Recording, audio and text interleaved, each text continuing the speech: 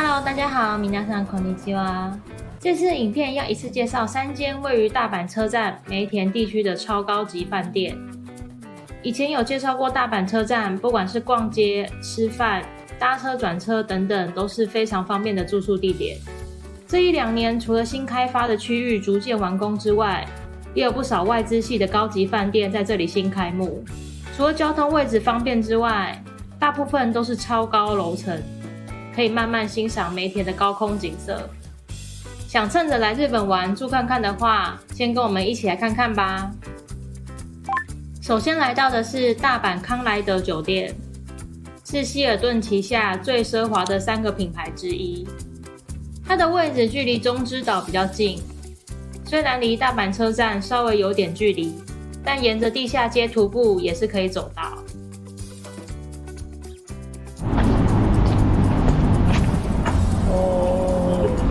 这是哪里？大阪康莱德饭店建在33楼到40楼之间，同一栋大楼里面也有餐厅和其他商业设施。虽然1楼入口看起来有点普通，但40楼大厅的装潢和景色真的是让人很惊讶。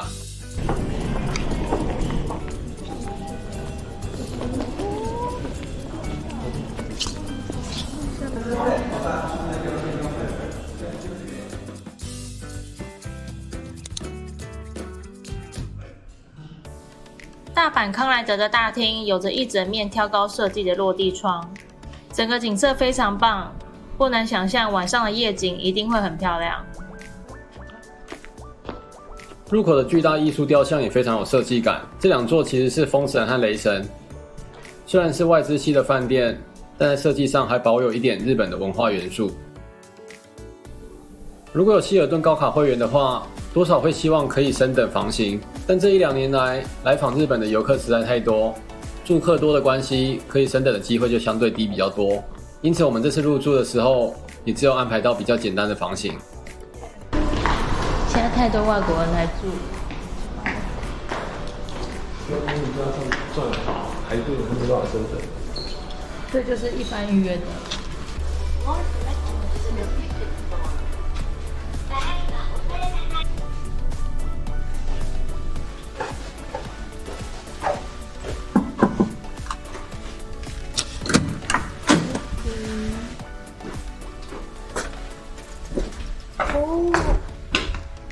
这次打开了，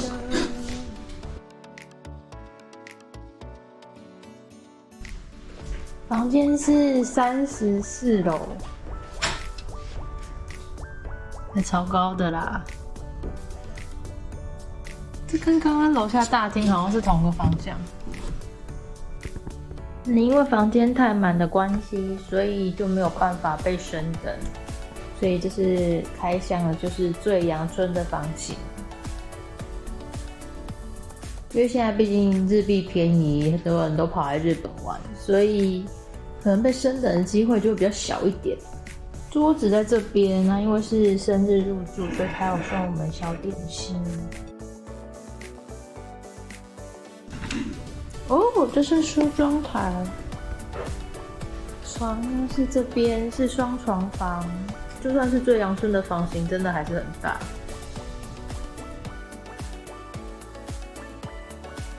因为有钻卡的关系，所以等一下还是可以去 lounge。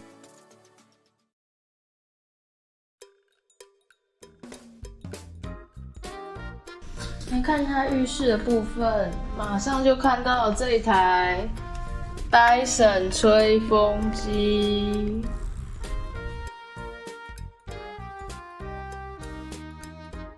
厉害的应该是这个浴缸，双人浴缸，不，单人。这应该还是单人，只是2个人应该也 OK。备品当然是都有。大阪康莱德有会员专属酒廊，分别有下午茶时段和傍晚的 Happy Hour。こんにちは。こんにちは。エグゼクティブランチになってます。お山本のスイーツで完成します。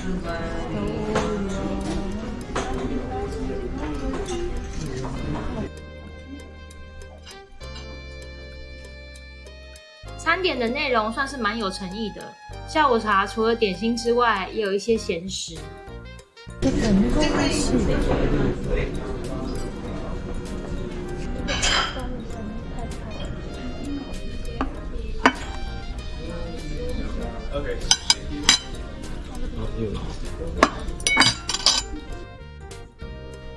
应该吧。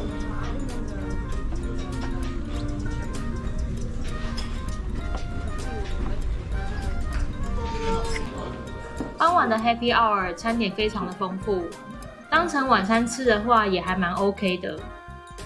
最重要的是这里的高空景色让人非常满意，夜景真的非常美，整个很浪漫。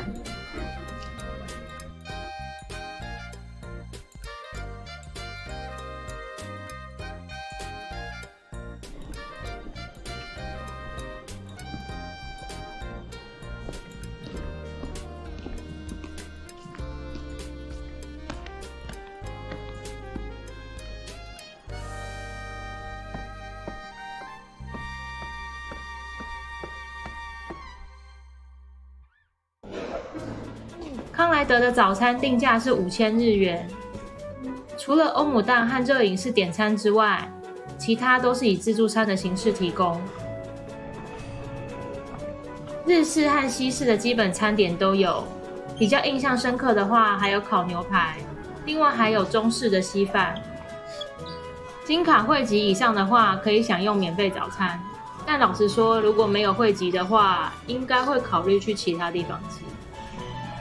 康莱德整体住宿体验虽然很不错，但除了酒廊和景色之外，好像没有留下比较特别的印象。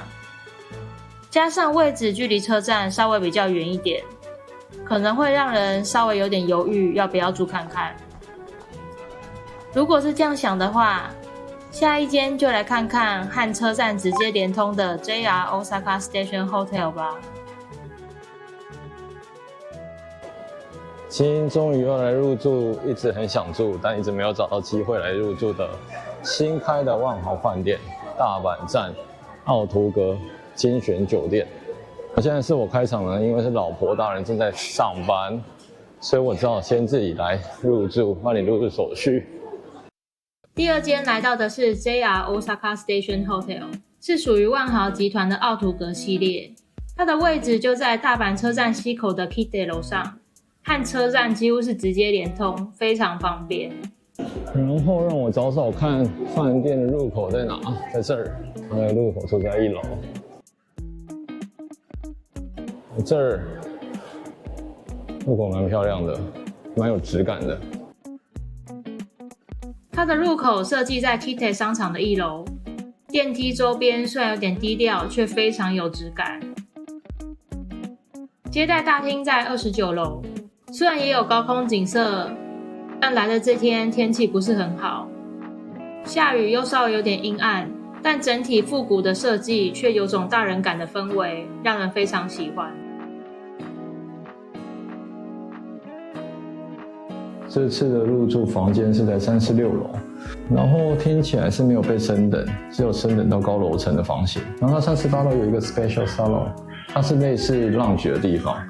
那一层楼都有像这个可以装水的地方，但也比较环保啦。好的，让我来开箱这次的入住房间，看看房间长什么样子。是一个蛮奇特的、蛮有趣的一个造型。一进来就会看到一个开放式的洗面台，然后浴室，然后这个吊饰还蛮有趣的。洗面台的部分，大理石，整个还蛮有质感的。擦手巾，那它的备品不是在这边。不知道为什么它这个房间虽然是2人入住，但是它会给3份的备品，skin care， 牙刷、牙膏等等的，还有一些organic 的 mask。然后我们来开箱一下它的吹风机长怎样。是什么牌子的？Salonia， 蛮有质感的吹风机。但可能是因为入住比较基本的房型的关系，所以它的并不是提供到非常高级的吹风机，但也还不错啦。浴室，干湿分离的浴室也跟马桶分开设计，这点非常棒。然后浴缸也蛮深的，并没有说到非常大，但是一个人泡澡是还蛮足够的。接着让我们来看看入住的房间长怎么样。这次是入住最基本的房型，虽然他们帮我升等到比较高楼层的房间，但房型还是基本的。但虽然是基本房型，整个空间还蛮宽敞，有一张大的双人床，然后沙发椅、办公桌，然后巨大的电视，然后它的衣柜，开放式衣柜是在这边，然后这个门可以打开，打开就可以看到刚刚的洗面台这样。然后电视柜下方这边就有一个可以放行李的行李置物柜，然后下方就是保险柜，然后这里是冰箱，冰箱里面有 mini bar。还有一个很特别的点就是它的 mini bar 是免费的，严格来说是第一次的这些内容是免费的，那如果你想要续加的话，那就需要另外收钱。然后另外这边就是一些杯子啊，然后这个就可以到刚才那个装水的地方去装水。然后刚才找了一下，正常来讲饭店应该都会有提供免费的胶囊咖啡机，还有胶囊咖啡。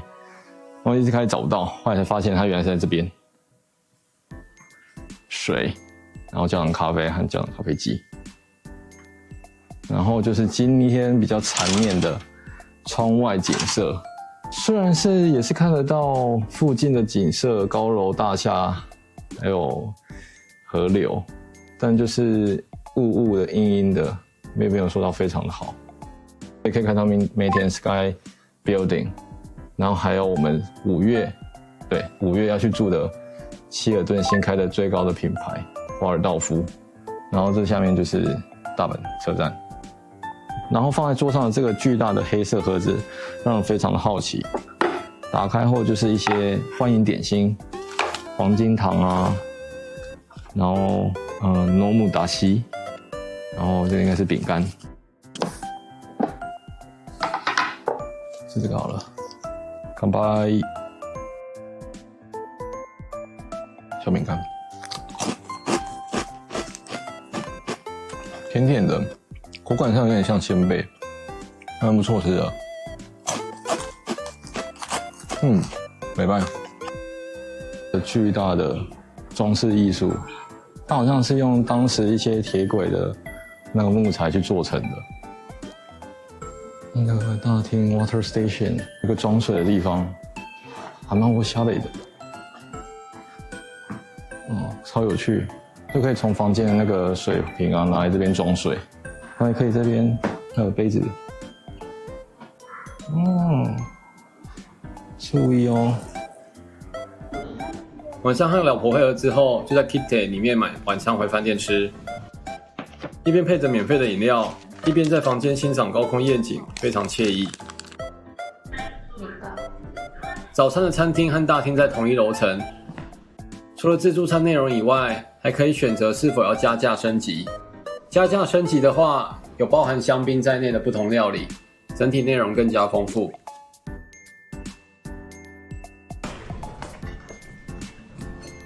不过就算没有另外加价，本身的餐点也非常多元，有现做寿司和烤牛排，还有现做甜点，哈密瓜跟草莓也都超级甜、超级好吃，整体印象比起前一间的康莱德要好非常多。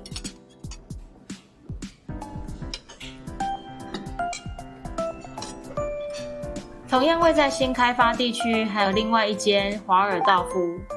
这次我们趁着生日的时候来入住看看。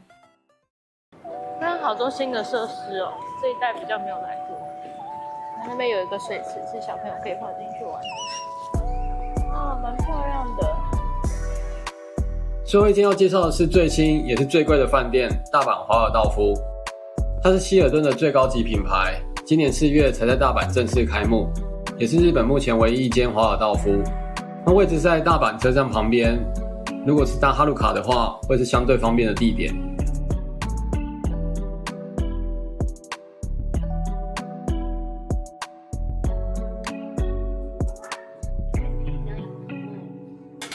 不愧是希尔顿最高等级的品牌，招呼得非常细微，都有专人带领到大厅和房间。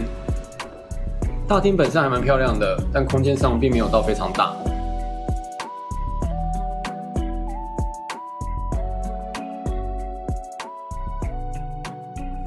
我们这次是来住华尔道夫，然后位置就是在梅田车站附近新开的Umekita这个部分。从它开始盖的时候，我们就已经看到好多次了，然后今天终于来住了。这次因为是来庆生的，所以他有帮我们小小的升等到比较大一点点的房型跟比较高的楼层。房间这次是在37楼，那它建筑物本身是38，下面整个都可以看到梅田附近的一个街景。在那边小小的可以看到有多巴西，知道有多巴西就比较能够大概知道这附近的位置。好，我们继续来看房间里面，先来看床这一侧。其实房间里面也蛮基本的，就是床跟客厅2个空间这样子的感觉。然后它的床就是直接面落地窗，所以蛮期待晚上的夜景。然后因为它这边是新的，所以它连这个一些细节都设计得很漂亮。然后可是像这边它是做斜的，然后你躺着的时候操控就比较好操控。另外还有很多灯光照明的一些调整，还有空调都是用 iPad 来操作。然后这里有一个小盒子，我们很好奇它是干嘛，看不懂它是干嘛的。它是譬如说你有一些首饰啊或者什么的 accessory 要你放，但是放也不要放到忘记。它的房间里面有一种东方味，可以在一些细部看出来，但又不是这么的纯日式，所以也是色调上还蛮美的。然后沙发这边，其实这个空间也很可爱，很舒服。这边也可以充电。这边还有一个 mini bar，mini bar 规则一样，这种水就不用钱。咖啡、红茶这种就是不用钱，其他的就是要花钱。下面是直接拉开的，这种就是爱迪了。OK 的了。这个房间一开始我觉得蛮妙的一个地方是它的床啊面对着窗户没有错，但它房间的电视跟床就是成90度，这样怎么看呢？后来饭店的人跟我们说呢，它是可以移动的，所以躺在床上看电视的时候完全没有问题。浴室里面呢，我一开始最先看到是这个，全部都是Aesop的备品。好一点饭店就是他们备品有时候真的准备得很不错。之后还有这边这边就是有一些比较抛弃式的，像是牙刷啊。这条牙膏Aesop的，这可以带回去吧？这个小小的话应该就可以。后面这边是它的浴缸，而且它是有一点那种雾面的，你有摸吗？你摸看看，跟那个荔枝卡灯，福冈荔枝卡灯一样，是有点雾面。还有放一个小枕头跟你躺。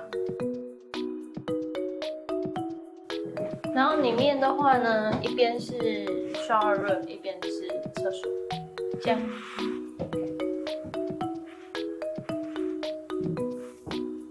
有一个很高级的盒子放在里面，这样是 Dyson。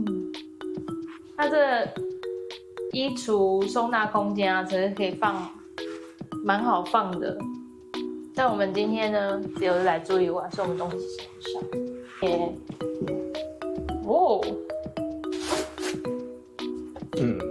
有点弱。对，如果以最高等级来讲的话呢，真的是有点弱。这跟济州岛那个比起来，确实是弱了一点。倾向跟潮流应该是尽量不要用这种备品，可是有时候又觉得这种备品真的是细节，他都准备的很棒的东西给你的话，又会觉得说好像真的是很不错，也是有点矛盾。房间开箱大致是以上，然后大家也会很好奇这里有没有什么 lounge 呢？答案是没有，但他刚刚有给我们一个券，可以去这个孔雀 A 里换一个饮料喝。饭店本身虽然没有酒廊，但有提供钻卡会员免费饮料。所以吃完晚餐之后，我们就来到 Peacock Alley 酒吧喝一杯。5种咖啡豆混在里面，然后它是有 barista 帮你做出来的，还给我一块马嘎龙，还拉了一个这么漂亮的花。瓦尔道夫的早餐是采半自助的类型，主餐可以选日式或者是西式的蛋料理。自助吧的部分选项并没有到非常多，主要以冷盘和面包为主。主餐的班尼迪克蛋还蛮美味的，而且还可以吃到 Q 弹的龙虾。相对来说，日式料理就比较一般一点。梅田这些高级饭店的价位其实都不便宜，如果不是运用点数的话，真的很难得有机会可以来住看看。希望以上的住宿经验可以给大家当做参考，至于能不能升等，就看当下的运气咯。